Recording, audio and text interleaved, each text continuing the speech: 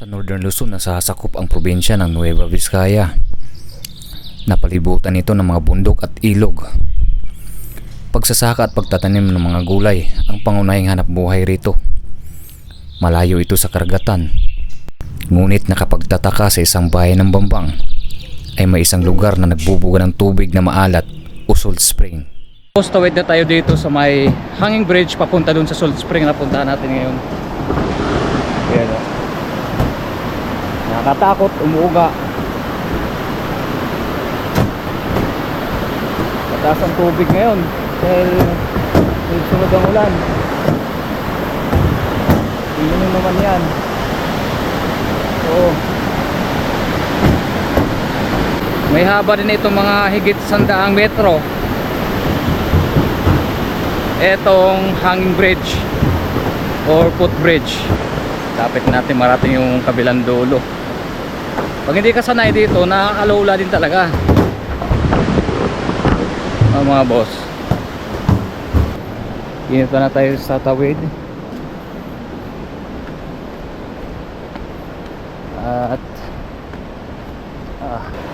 So hanapin natin yung daanan ng kapuntang Salt Spring na active para makuha na natin ang video. So umikot lang ako dito sa kabila. Diniretso ko yung binaybay ko yung ilog. At ito yung daanan dito. Pababa siya. Matarik naman pagpaakyat. Tingnan lang natin hanggang saan to. Ayun na mga boss, pumasok ako dito sa may Maisan. Nasa 15 minutes yung paglalakad natin mula dun sa may hanging bridge. Pumasok tayo dito. Dito daw yung daanan. Kasi dati pinuntahan ko ni Rento. Sarado na. Sarado yung daanan dito. Dito daw yung daanan. Okay, tingnan natin. Ano meron? Ay, mais oh.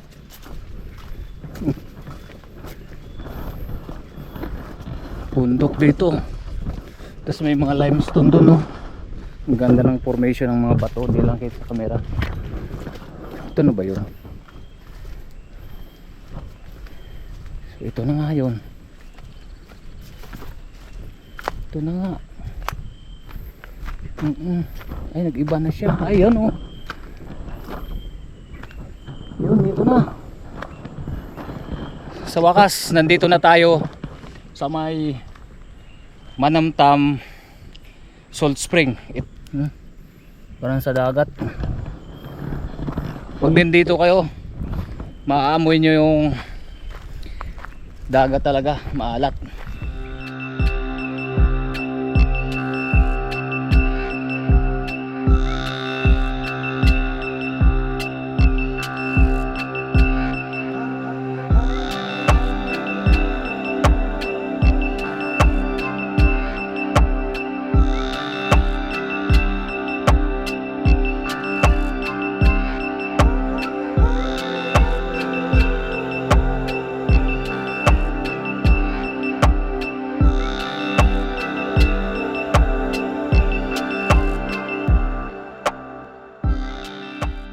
Kung lalapitan mo siya, para siyang kumukulo.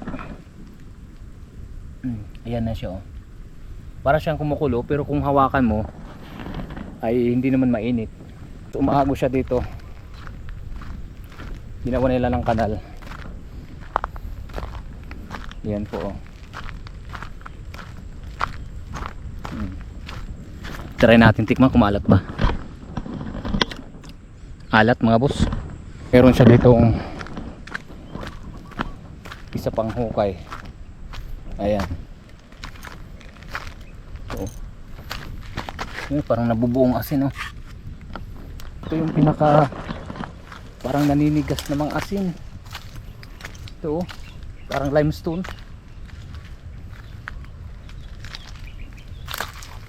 Talagang buhay na buhay talaga. So yun, nakikita natin dito kung gaano ka-active ang salt spring na ito. Sana Hindi na siya kagaya doon sa Salinas na namamatay at wala nang tumutulong tubig alat.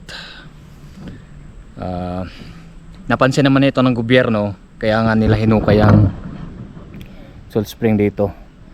Ayan, siguro sa susunod ng mga hakbang i-ano pa nila ito, i-upgrade pa nila ito para magiging pagkuhanan ng asin dito sa lugar na to. So yun muna mga boss ang ating vlog dito sa Manamtam Salt Spring. Confirm active at bumubuga ng tubig alat itong salt spring na ito. Walang halong biro. Ayan oh. Grabe oh.